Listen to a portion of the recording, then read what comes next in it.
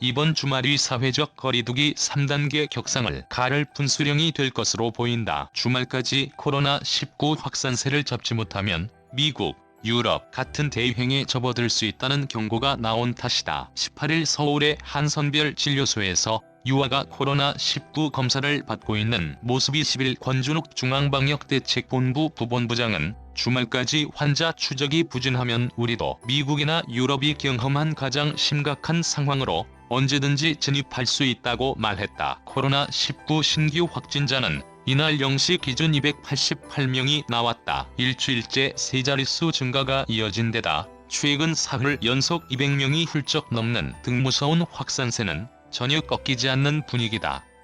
지금의 고비길을 좌우할 변수는 크게 네 가지다. 주말까지 이 네 가지 변수가 어떻게 되느냐에 따라 본격적인 대유행이 시작될지 아니면 유행을 초기 단계에 진압할지가 결정된다. 구독 및 팔로우, 주요 기사와 블로그를 매일 이메일로 받으세요. 뉴스레터에는 맞춤형 콘텐츠나 광고가 들어갈 수 있습니다. 더 알아보기 뉴스레터 이메일 주소를 정확히 입력해주세요. 가입해주셔서 감사합니다.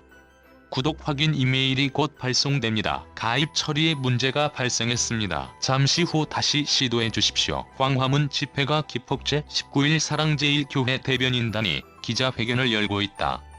이달 15일 광화문에서 있었던 보수단체 집회 참가자들의 감염이 본격화되고 있다. 사랑제일교회에서 시작된 집단 감염이 광화문 집회를 기폭제 삼아 폭발하고 있는 것이다. 방대본은 광화문 집회 참가자 가운데 확진자 60명이 확인됐다고 이날 밝혔다. 이 가운데 33명은 사랑제일교회 교인이고 18명은 사랑제일교회와는 무관하게 광화문 집회만 참가한 사람들이다. 이 밖에 9명은 당시 기지국 통신, 정보 등을 통해 광화문 집회에 참가했던 것으로 확인됐다. 이날 집회는 전국 각지에서 2만여 명이 참가했다. 야외에서 진행된 집회였지만 침방울을 튀기며 구호를 외치는 등의 집회 특성상 감염자가 적지 않을 것으로 보인다. 집회 참가자 가운데 20일 아침까지 약 8,500명이 진단검사를 받았다. 집회 참가자들에 이어 광화문 집회에 투입됐던 경찰관 가운데 4명도 이날 확진 판정을 받았다. 당시 광화문에 배치된 경찰력은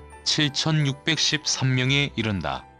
광화문 집회 참가자들이 코로나19에 걸렸다면 증상은 21에서 22일께 본격적으로 나타난다. 권준욱 부본부장은 빠르면 이틀 만에 증상이 나타나기도 하지만 대개 6에서 7일이 지나야 하기 때문에 금요일까지는 확진자 또는 증상 발현자가 계속 나올 수 있는 상황이라며 광복절 집회가 전국 확산의 기폭제로 작용하고 있다고 판단한다고 말했다. 사회적 거리두기 3단계 격상 기준 12주 평균 1일 확진자 수 100에서 200명 이상 시 1일 확진자 수가 2배로 증가하는 더블링 현상이 일주일 내에 2회 이상 발생 시 3. 의료 역량, 사회, 경제적 비용, 유행 지역 특성 등 다양한 요소 종합적 참고, 국민, 전문가 등 사회적 의견 충분히 수렴?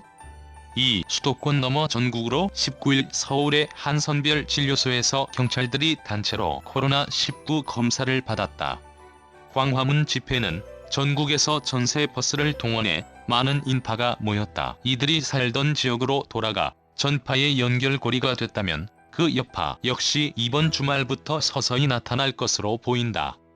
이날 중앙재난안전대책본부는 광화문 관련 확진자가 9개 시도에 걸쳐 전국적으로 분포되어 있어 크게 우려된다고 밝혔다. 광화문 집회 관련 확진자는 경북 5명, 부산 2명, 충북 1명, 충남 1명 등 전국 곳곳에서 속출하고 있다. 사랑제일교회 관련 누적 확진자도 이날 낮 12시 기준으로 676명인데 이 가운데 39명은 비수도권에서 나왔다.